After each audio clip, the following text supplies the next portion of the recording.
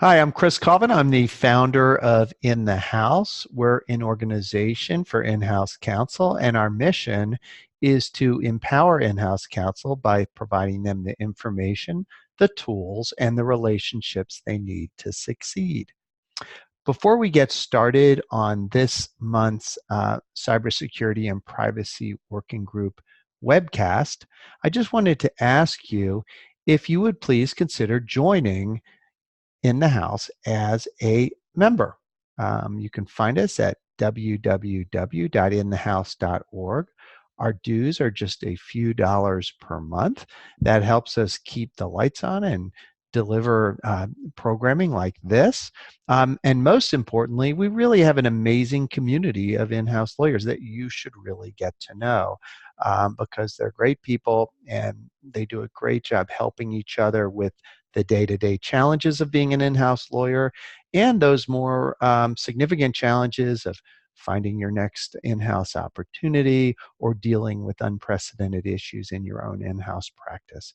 So without further ado, we'll start this month's meeting, and thank you again for your interest in our organization. Okay, welcome to our monthly webcast from Cyber Insecurity News and In the House. I'm Chris Colvin. I'm the founder of In the House.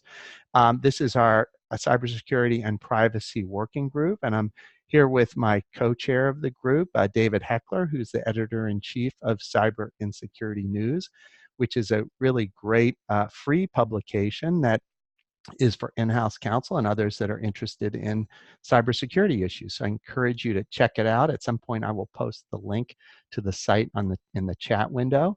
I'm excited about our guest today, Dan Pepper. He has a lot of expertise in both cybersecurity and how to navigate a successful career in this challenging legal market we're in. And those may seem like disparate or separate topics. I actually tend to think they're highly related because I think that it's really important to be tech savvy especially as an in-house lawyer these days. It's really important to be up on the latest technology. And I think you cannot be up on the latest technology if you don't have basic cybersecurity literacy. So I think that it's really important to stay on top of these things these days. So that's just from my perch. Those are my views. Anyone that ever wants to reach out to me and talk about In the House, I'm very available. I'm at chris@inthehouse.org, or you can check out our new website at www.inthehouse.org. So without further ado, I'll pass it to my co-chair, David Heckler, to introduce our guest today. Thanks, Chris. Welcome, everyone. Again, we are recording, and we encourage you to bring your comments and questions to this discussion anytime. Don't wait for an invitation. But also, if you want to ask a question by texting, if you take your cursor down to the bottom of the screen and click on the chat icon, you can type a question, and I'll be monitoring that chat window, and I will be happy to relay your questions. But we encourage you to be your own spokesperson. And you may notice that many of you, maybe all of you, are muted now. You can unmute yourself by going down to that, taking your cursor down to the bottom of the screen, and you see the mute icon is all the way on the left-hand side of the screen. You can unmute or mute yourself. Okay, Dan Pepper is a new partner at BakerHostetler, a big firm. But he's been around. He started in the information security legal business in the late 90s, actually the mid 90s, and has worked at a number of in-house shops that you've heard of: Verizon, Comcast, Oracle, others. He started his own firm for a number of years, and he's worked in a couple of law firms. So he's sort of done it all. And has been a technology lawyer for really the entire stretch. I mean, it's changed as the world has changed. When we were talking before we went live about cybersecurity and the risks for law firms as well as big companies, Dan, used the universal, cybersecurity sign. Yeah. And it's actually Cybersecurity Month right now. I don't know really what that means. Every I don't month know what has that to have means a, for the other 11 months. So yeah. yes. I think So it's anyway, we can appropriate that all, Halloween falls within Cybersecurity Month because it ooh, can be a yeah, scary issue. Yeah. right, at the very end.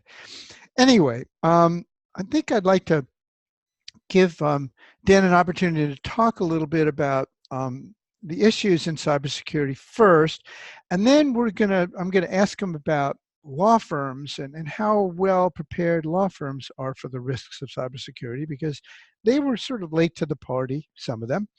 And then I'm going to ask him about how he has managed to move pretty seamlessly, it seems, from one company to another company, in-house positions, how he's prepared himself for those changes. And he's actually used public relations people to help burnish his reputation and his career. Um, and it helps. I think it helps all of us to hear what people have learned, because this is a changing environment, and all of a sudden you're in a company and the company's sold and now you're on the market. So he's been there and done that, and I think what he has learned could be helpful to all of us. So let's start out just asking you a couple of questions, Dan, about some of the big issues that you discussed with me in our interview.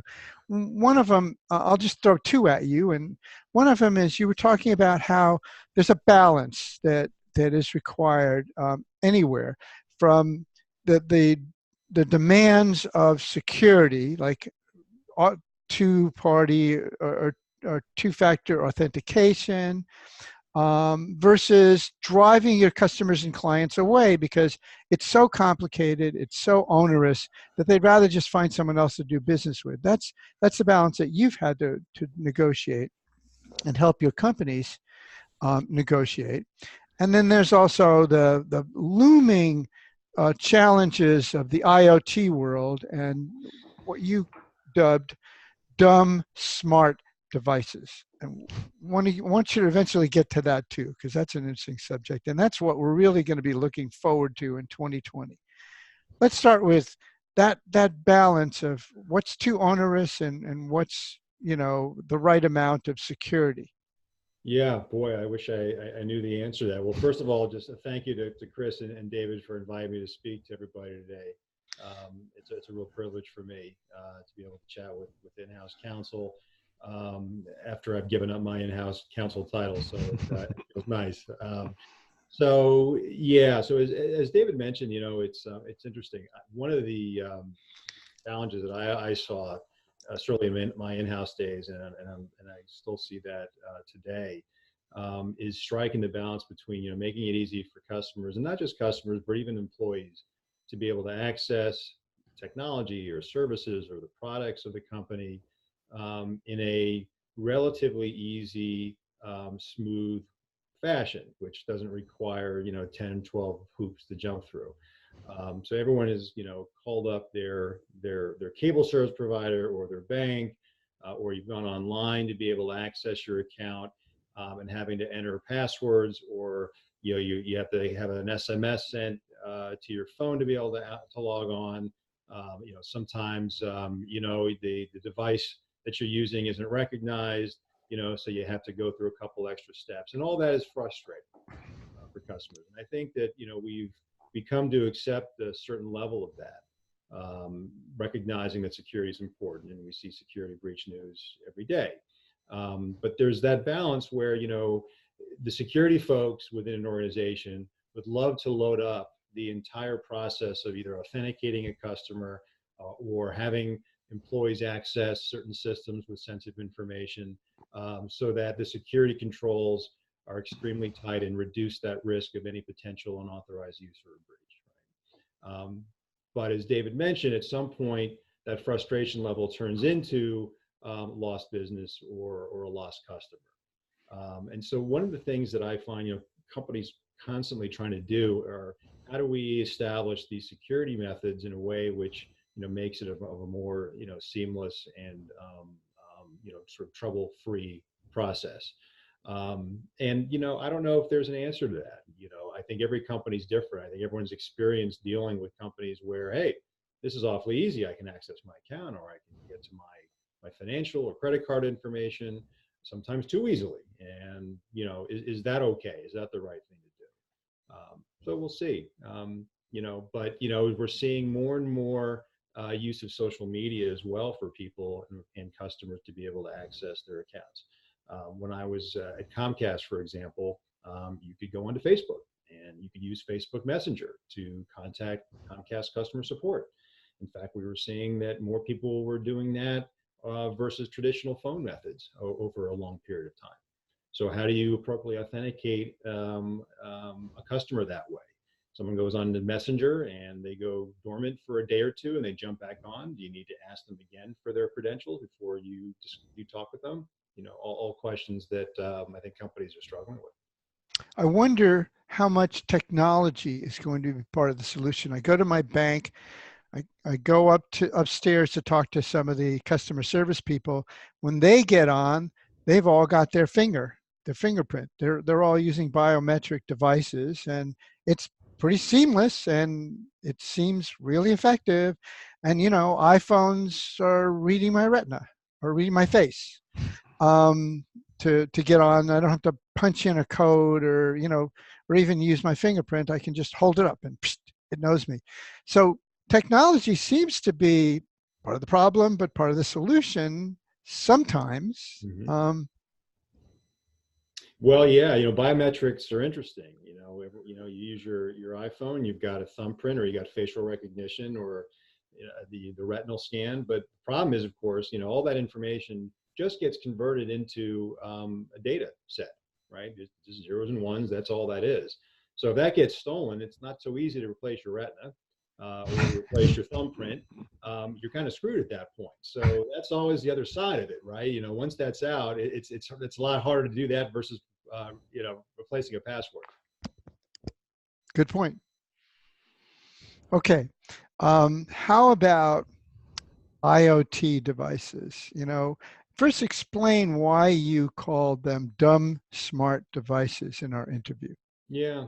So I think most folks in their homes and their office have, certain devices that connect to the internet. It could be anything from um, an appliance in your kitchen.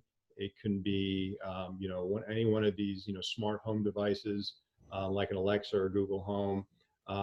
You also have things like, the wearable devices that also connect, whether it's your Fitbit, whether it's an Apple Watch. And the reason why I call those sort of dumb smart devices is that unlike your computer or your phone, which consistently and constantly updates to the latest versions of the operating system or the firmware, which also contain security features, these smart devices oftentimes can't do that.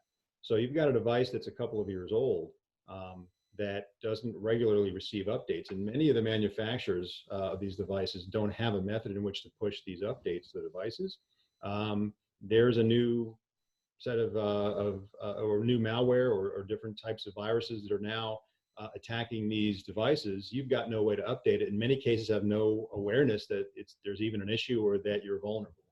So I call them dumb because ultimately, what you thought was something that was going to be secure, may have been at one point, but a year or two later, the technology changes and now they're vulnerable and there's no way to update them. Another issue, I guess I should, before dropping, do you think it's really going to be a challenge for a lot of the manufacturers in the year 2020 to figure out ways to retrofit these capabilities into these products? Is that something you can see? Yeah, it comes down to cost, right? I mean, if you want to build in those capabilities, there's a price point for that.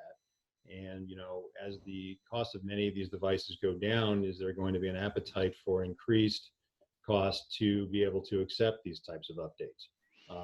If I'm buying a $1,000 refrigerator that, now you can look at the contents of your refrigerator from, from the internet or from some browser. Not sure why you'd want to do that, but apparently some people like that.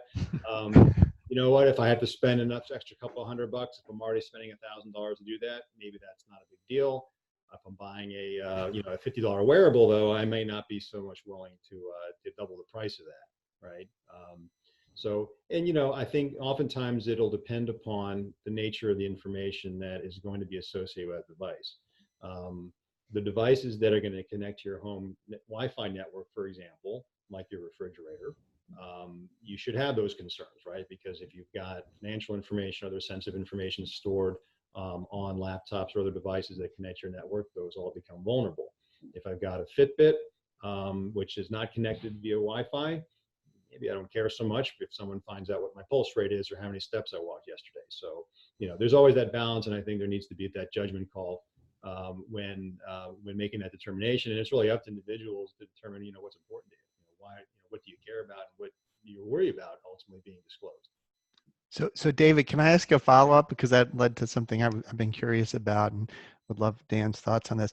Dan, is there any kind of movement towards sort of an open source cybersecurity standard so that people will both make it more affordable for manufacturers to stay on top of the best practices and also almost give a seal of approval of some sort to those providers that are adhering to those types of standards? Yeah, I mean, there are standards bodies. You've got NIST, for example. You've got UL. You've got the ISO set of standards as well. What they don't do is get into the specific types of technologies that are associated with the controls or standards. They remain agnostic, and they really allow the manufacturer to determine what technologies are best.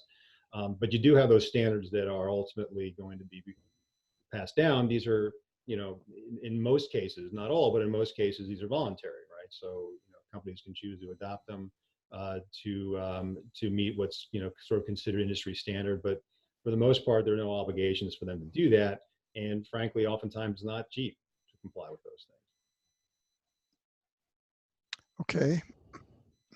Here's a question that we discussed, an issue we discussed, and it comes up fairly regularly, I think.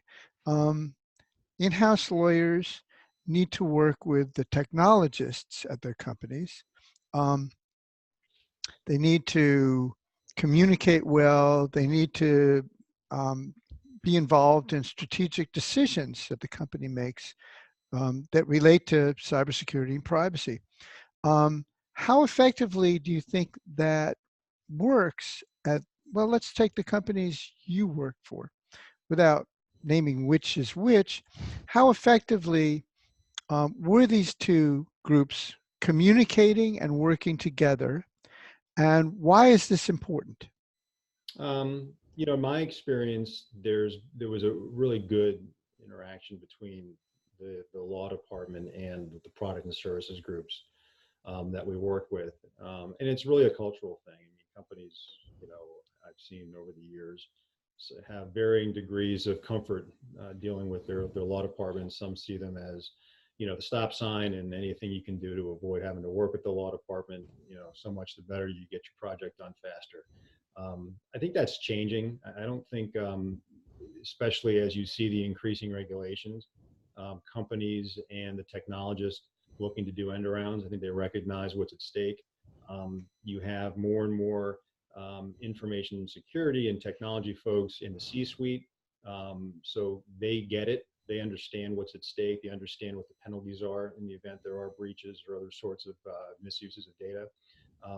So I see that interaction really having improved over the years. I mean, going back many, many years when I'd worked at in-house in a couple of software companies, because those issues weren't as prevalent as they are today, you didn't have that level of cooperation. And maybe that wasn't necessarily such a bad thing because the risks were lower than they are today. But I think in general, especially, larger companies that either are regulated or they do process a large amount of sensitive information, they get it. And I think they really start looking at their law departments differently as partners to make sure they're doing the right things. I think everybody's got privacy issues and regulations on their minds. And we're just a few days away from when the governor of California will either sign the bill that the legislature passed on amendments to the California Consumer Privacy Act, or veto them. I don't think too many people expect a veto. And the Attorney General will announce the first draft of his regulations. And of course, the CCPA is the biggest, most influential state privacy law that's going to come into effect on January 1st, 2020. Are your clients asking lots of questions? Are they scrambling to figure out what this all means to them? What do you see at your firm? Yes. By the way, for those that are interested, the governor's actually holding a press conference in about 2 hours, and live streaming it actually. He's due to actually speak on these amendments. I think there's going to be an announcement of a 45-day public comment period on these amendments. So for those of you that are interested, you can check that out. But yeah, no, we're seeing quite the scramble. I think people now, or most of our clients and companies in general that I've seen, recognize that there is a need to comply. I think most of them have done some diligence to determine that they are in fact obligated to comply. On the other side, I saw a recent study done that shows roughly 30% of the surveyed companies who are going to be subject to CCPA will not be compliant by January 1. Many of them are taking a wait and see approach. They see these amendments coming out. They're waiting to see whether or not there's going to be any true enforcement.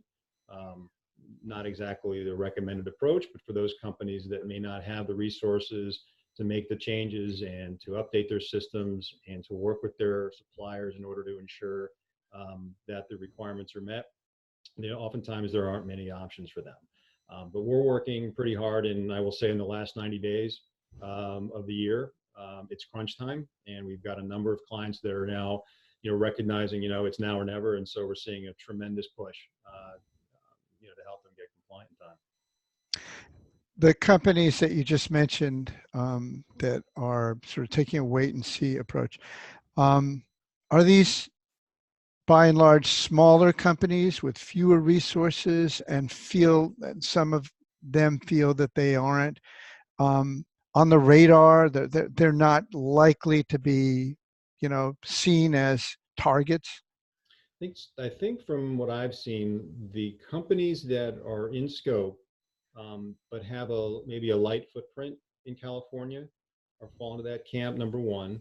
Those that may only be collecting cookies or other browser information from California residents. So while certainly that information is considered personal information, companies are looking at it as a lower risk than holding more sensitive types of information. So they're saying, look, is it really worth expending the resources and the time and the energy to become compliant if ultimately what we have is something that is considered maybe less sensitive personal information? So I think companies fall in that camp as well. The surveys really didn't do a good job, I think, in sort of differentiating where those striations are. But I think from what I've seen, I think that's what the analysis looks like. But companies, even if they're smaller, I think they recognize that if they do store and process a significant amount of sensitive information, the penalties are significant enough where they realize that not only is it crucial to be able to comply, but many companies are looking at it as a competitive differentiator, since people are taking privacy seriously, to be able to come out and say, yes, we're CCPA compliant, we care. People see that as as brand improvement. One last question about privacy before maybe we'll move on to career issues. Until recently, when I asked people, what do you think about the odds of a federal, federal privacy law passing? They didn't laugh. They didn't dismiss the question. They said, well, before the election, before the next presidential election, it just doesn't. That was before impeachment proceedings began. Is that complete, in your opinion, is that a question that we don't need to be asking anymore? Short term meaning before the next presidential election. Do you think we can stop talking about the possibility of federal privacy law, especially one that preempts state laws, because it's just completely off the table at this point? Yeah, I don't see it happening before the election for sure. And it's unfortunate because there's bipartisan support for this, but the oxygen's been sucked out of the room, I think, because of the impeachment proceedings and everything else that sort of is in that orbit. Getting any kind of cooperation on anything really, even as non-controversial as some uniform federal privacy, doesn't seem to be in the cards. That being said, I do think it's going to happen. I couldn't say when. I wish I had a crystal ball, but I do think that post-election, this is something where there's enough demand coming from really all facets of industry, from individuals. And if you look at just what's being spent by businesses to comply just with CCPA, let alone what other states may come out with, just from a purely business and financial perspective, it makes sense too. So, David, can I ask a related question before you go on to your next question?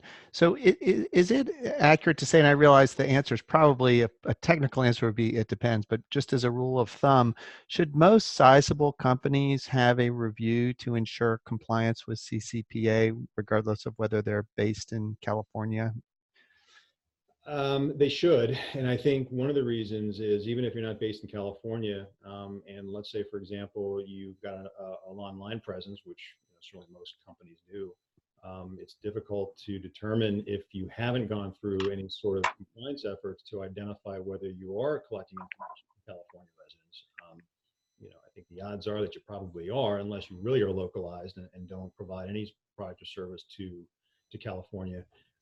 So it's worthwhile, and there are steps that companies can take that are relatively inexpensive and not too resource intensive to make that kind of determination. And if you really don't have that much of a presence, the steps that you need to take may not be as painful as you'd expect. If ultimately you're not really processing that much information. Thank you. Just two more things I'm going to say about privacy before I change the subject. One is that Chris just posted the California governor's Twitter page, which has, I guess, a link to the live stream that Dan just mentioned. And it's in our Zoom chat window at the bottom of your screen. The other thing is that this is not something that we need to talk about right now, but I just want to note that there is another ballot issue, another ballot initiative in California that has been generated by Alistair McTaggart, who is the person who started the whole CCPA process by initiating a ballot, by starting a ballot initiative that took off after Cambridge Analytica hit the news wires. And that forced the hand of the California legislature, and that's why they threw together this bill, now called the CCPA, that was passed in about a week. And after negotiation with McTaggart, and he pulled his ballot initiative, which would have been much more onerous in the views of the companies that would have been affected. So there's a new one, a new ballot initiative he's collecting signatures for, and this could be on next November, not this 2019 ballot or election, but in the presidential election in California, if he gets sufficient signatures, there could be another privacy ballot initiative in California that would result in the CCPA on steroids, with a regulatory body that has the ability to fine. Anyway, it's a long way to go, and I'm just saying that we're going to be talking about that one, I think, another time. We don't need to bring it up now. It's still prospective. It's prospective, yeah. They're colloquially calling it CCPA 2.0 at this point, and it looks like it's been generating a lot of interest and popularity. I saw some numbers recently that the number of signatures that were required in order to get on the ballot. This is the original CCPA. I forget the exact 625,000, something like that. Something like that, and I think as of now, just the number of people that have expressed, sort of a positive interest for this is actually almost close to that. And, they've got until June before this would even be tabulated to make the ballot. So I think it's going to be here. It's going to be interesting to watch. And just as everybody, finally wiped their brow, right, of getting CCPA, you get to do it all over again. So there's a lot of new changes to it, a lot of material changes. Yeah. And there, of course, there could be another legislature fix. The same kind of thing that happened the first time could happen again. He could negotiate a bill. Who knows? Anyway, let's get to careers, an easier subject. David, just on my moderator role, I want to remind people that we did mute all at the beginning to avoid background noise because there's a lot of folks on the line, either by phone or on the web. So if you have a question, you do need to unmute yourself first. If you're having trouble doing that and your video is on, you could frantically wave your arms and I will do my best to unmute you manually. Or you could ask a question in the chat window. So because we're halfway through the hour now, I just want to make sure, and we haven't gotten any questions yet, I want to make sure people know about that and how to ask questions. Good. So let's talk a little bit about career moves. You've had a few. Is this something that you learned somewhere? Just the how to prepare yourself for career moves, how to figure out ways to make yourself more marketable, and how to approach if you want to make a change from one in-house position to another, or from in-house to an outside role. What have you learned? How did you learn it? What did you learn? And how has that changed over the years? Yeah, I don't know how I really learned to transition. It was, in some cases, it really wasn't even an elective choice. Sometimes the choice was made for me for one reason or another. So you had to learn quickly, what you needed to do in order to keep paying the bills. I think I learned the most for me when I launched my own practice, recognizing that if I don't figure out how to network and how to find business and really kind of create those connections, I would be closing shop pretty quickly. So at the time, there wasn't as many options online to market yourself. So you kind of had to get, creative with whatever sort of blogging or, posting you could do to try to find attention. But at the end of the day, it really just kind of came down to just picking up the phone and talking to people that I had known through my career and just people that I've worked with. But I think, what I think I've learned over time, some of the most important things you can do is just keep learning not only about the subject matter, but what people really sort of care about. Understanding what businesses care about, and trying to predict as best you can where there's going to be a real need. There's certain things that are sort of recession-proof, certain areas of the law. This was one of them, and I wasn't smart enough to just assume this was going to be where I should land. It just sort of worked out that way based upon my background in doing technology transactions and seeing more and more of an interest from clients in privacy and security before there was much regulation there. So I just kind of started doing it because I saw the need there, and obviously the technology and the sort of the course of the way data is being used and big data generally just sort of happened naturally. And so I had begun in that area. I just continued with it, and unfortunately this is not something that's going to go away anytime soon. So I can't take any credit that I had any great insights. It was really just a matter of just responding to what I was seeing coming my way and just kind of following that path. Hey, let me quick follow up on that because I'm curious, and others maybe. So there's been this window that's opened over the past few years where there's sort of an opportunity to pivot and become a cybersecurity expert, even if you may have a background in something else as a lawyer. Do you think that window is still wide open? Has it closed? Is it halfway open? What about people listening that might want to reorient their career and be more of a cybersecurity legal expert?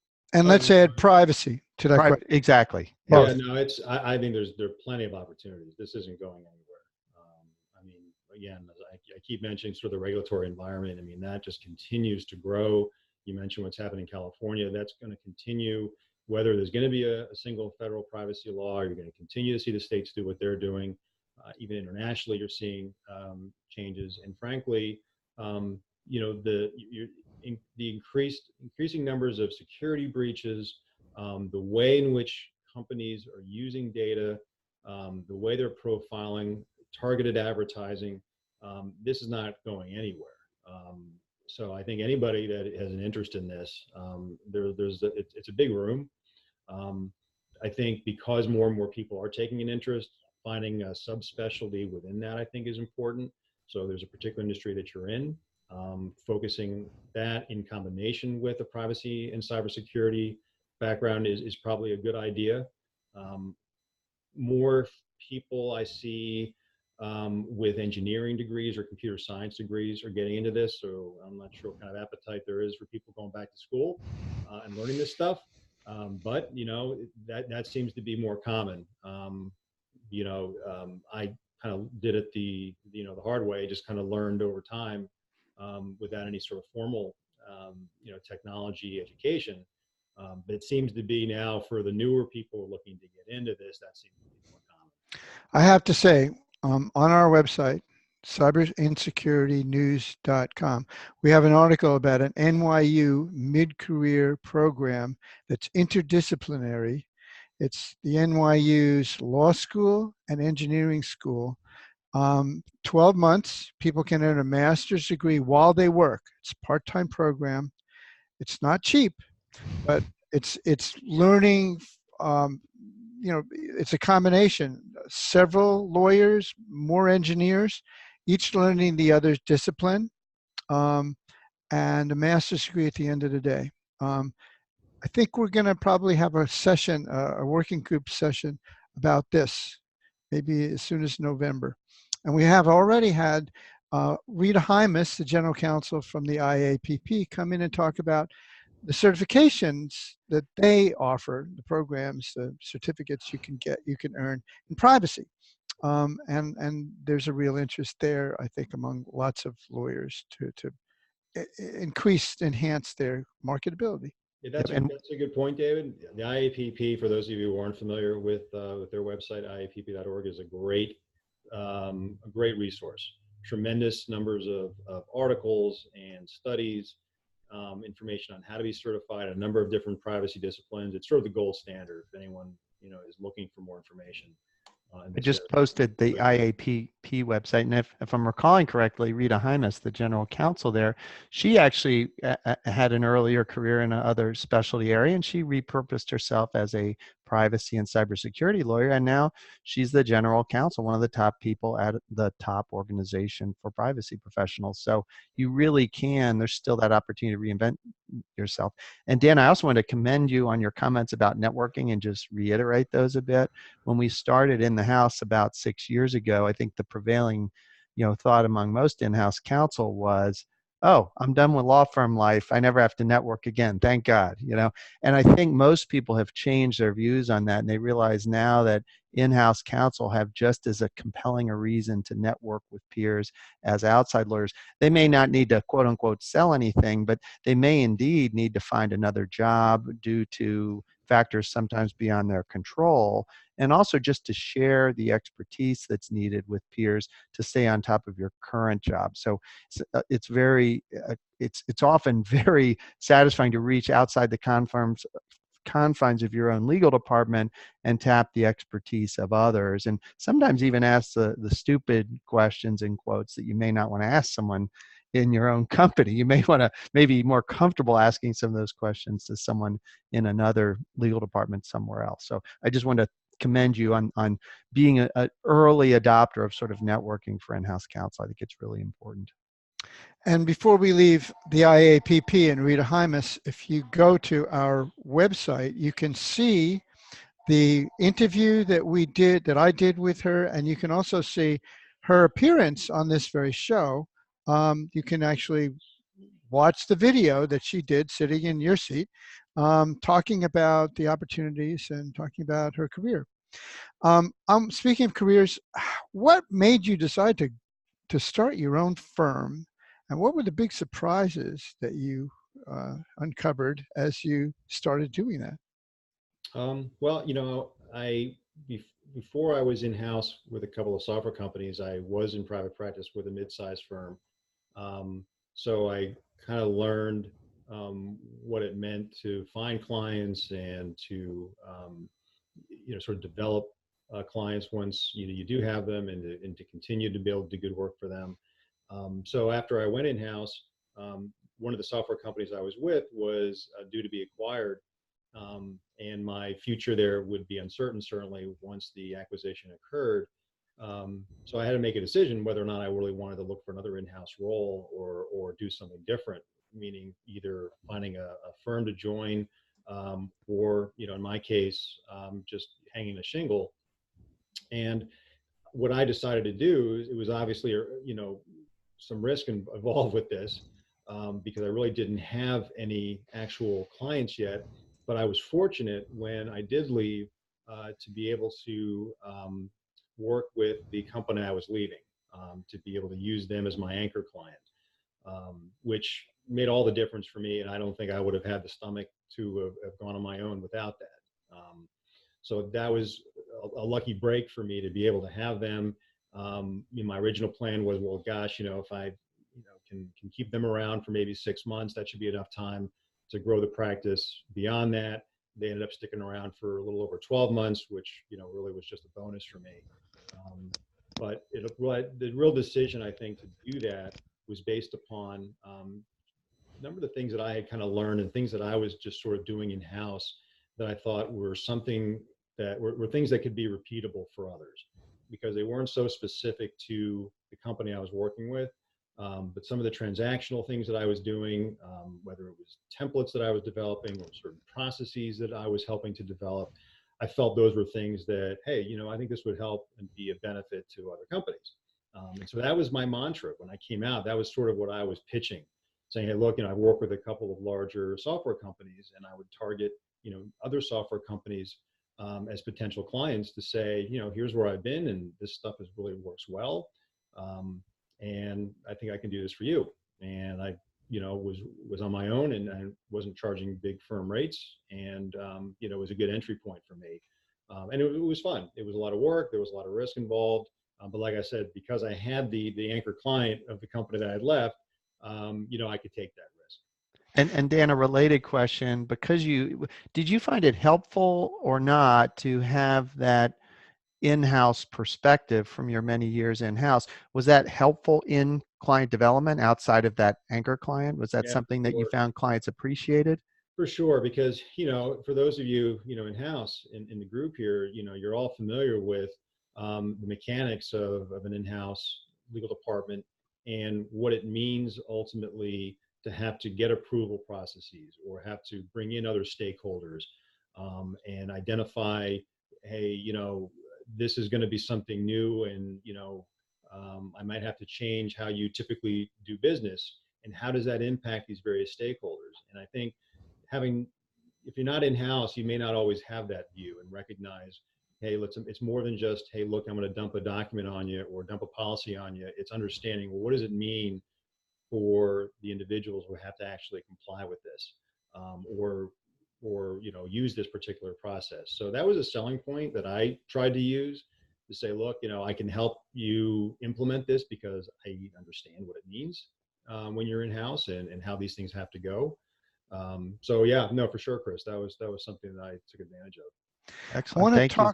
I want to David, just as I'm on a moderating point, we're not that far from the top of the hour. So if we want to open up for questions, we should make sure. Well, as we said, you can ask a question anytime. Okay, good. I just want to encourage people, don't be shy because time is short. That's why I'm going to ask one last question. The question is about risk and law firms. Now that you're back at a large firm, firms haven't always been up to speed on cybersecurity themselves. Some of them were kind of slow to recognize they are vendors, and they are among those vendors that have the most risk associated with them for their big clients. You actually, when you were in-house, had to kind of take a look. You were asked by your company to take a look at how secure the main firms they used were. How do you think law firms are doing these days, and how's your firm situated right now? So yeah, that was one of my responsibilities, was to help assess the security controls um, and overall security governance of the law firms that my company was working with. Um, and it really varied. Not surprising, the larger firms generally had a better stance and were able to institute security controls and processes, and in many cases be able to comply with the specific requirements that the companies I was working with would mandate. So they would send them, hey, look, these are the controls we expect you to follow. And they typically either already could do that, or they had the resources to build up to do to maintain the compliance. Smaller firms, much more of a challenge. Oftentimes you've got larger firms, including my current firm, that has a CIO, has an entire information security staff that's devoted just to implementing these sorts of things. If you've got a 2-3 person law firm, that's just not feasible. So it really just comes down to the resources that these firms have. But I think it's becoming a lot cheaper to institute the technology that you need to be compliant. And at the end of the day, as many of you know, the weakest link is people. People make mistakes. They're the ones that typically will do something wrong that ultimately leads to some sort of unauthorized disclosure or breach. So those are the kind of things that don't cost much. Educating and teaching your employees about what security means, and how you can be the ones that prevent these things. I think law firms are starting to see that and get that. So I'm not sure if that answers the question, but I think it's been a progression, but certainly over the last 5 years, it's gotten a lot better than it used to be. Okay, I guess it's time for last questions, last comments. And I am going to, let's see, I'm going to unmute all just in case people are not asking because they're muted. So I'm going to risk unmuting all, and we may get a bunch of background noise. But anyone have any last questions? We have a few more minutes for anyone who would like to ask any questions. Ideally, identify yourself and then let us know what your question is. No, going once, going twice. And I have a Dan, question, if you can hear me. Lisa, okay, sure. Good. This has been very helpful, so I'm so glad that you all decided to post this webinar. I have been a tech transactional attorney now for about 15 years, and I took a year off. I called it my family sabbatical, and now I'm looking to return back to corporate America. One of the things I would like to transition away from is I usually felt like I just kind of had my head in the weeds, because I would just spend hours and hours redlining tech transactional documents. And I would like to get into a role where I'm more looking at the bigger picture and not just spending hours redlining documents. Any advice how to transition into using that background into a position that's not so heavily document driven, but more from an oversight, more looking at the practical side and trying to come up with business solutions while understanding the legal risks. Any feedback I could get in that area would be helpful.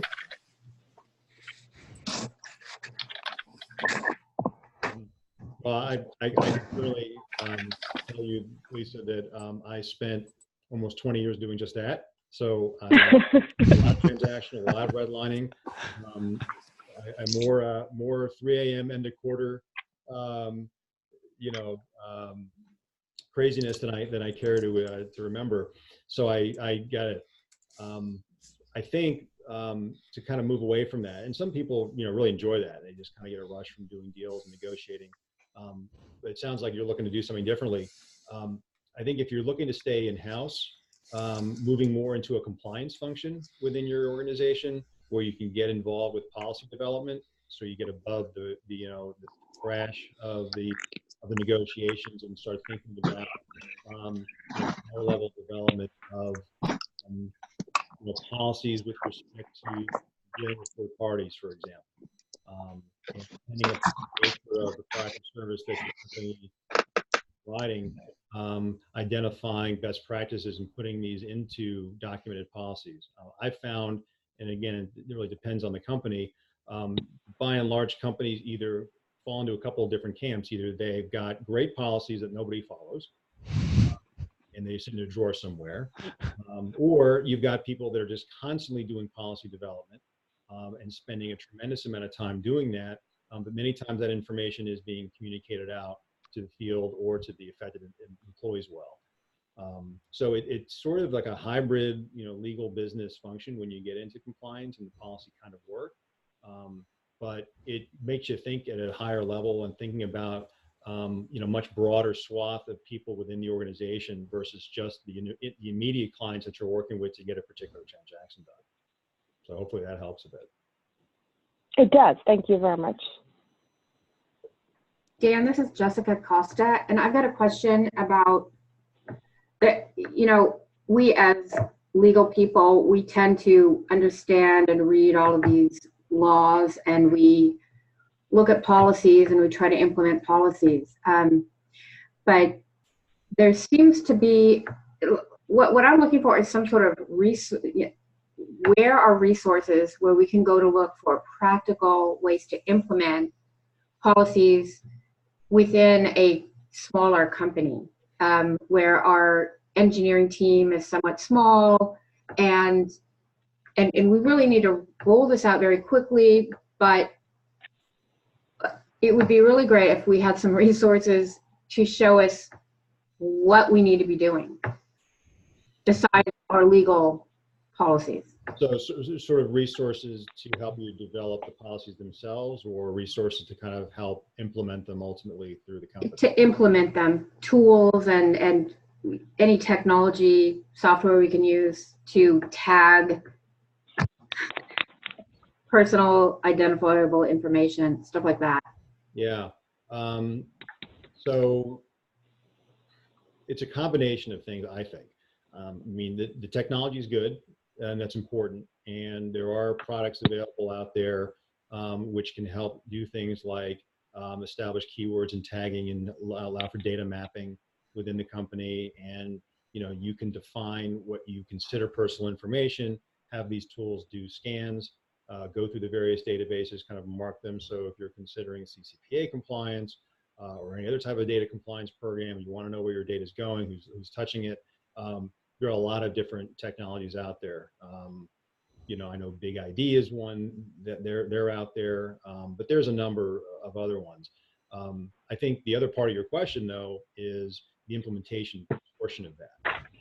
And this is the sort of thing, and I can tell you from my own personal experience, having been in-house, that unless you get the executive buy-in from the C-suite to do this, it's going to be a challenge because it affects everybody. And it sounds like you might have a smaller organization, so that may not be as much of a lift because everyone's working pretty closely, and you don't have necessarily offices all over the world and lots of different divisions or departments. So that can make it a little easier. But that buy-in, I think, is really, really key, not just from a financial perspective, but having the company understand from the executive management team the importance of it, and recognizing that this means, hey, look, this is going to be taking you away from your day jobs to be able to enforce and implement these sorts of things. Everyone's already crazed and busy, and now you're going to have something else on your plate to consider when you're doing a data mapping exercise or some sort of policy development. So that's at least what I've seen, personally, what works. The technology is nice. There's no shortage of vendors that'll, bang your door down with the next greatest thing to do this. But at that buy-in, I think, to ultimately figure out how you're going to use it and how people can really, just day-to-day basis, implement it is going to be the key. Again, I want to add one other piece of advice, Jessica, from my own experience. It's also very helpful to network with other GCs who have helped small companies through this process. And I'm going to call him out. I hope I don't embarrass him, but he's on this call, David Slater. He's a GC to smaller companies. He's helped a number his small company clients go through this, the GDPR compliance process. And so people like that are a good. David also happens to run our weekly virtual general counsel networking meeting, which we're having tomorrow, I think at noon. So David is a good resource, and others like him who have helped their clients through, because they've been through it. So you want someone who's been through the wars, so to speak, is always a good person to talk to. So Thank you. Well, we've been through this war. It's about 1 o'clock. Thank you so much, Dan Pepper from BakerHostetler, for joining us and sharing all your knowledge and experience. It's been really a great session, I think. Yes, thank you so much, Dan. We really appreciate it. Anyone who wants to get in touch with Dan or get in touch with David, you can, and you don't have their email, you could reach out to me, chris@inthehouse.org, and I'm happy to connect any of you or connect you to each other. So Jessica, you want to be connected with David Slater, let me know. Just feel free to email me at any time, any question, and hope to see you all next month at this working group meeting. But thank you, Dan. Thanks so much for inviting me. Thank you. Thank you all for joining us.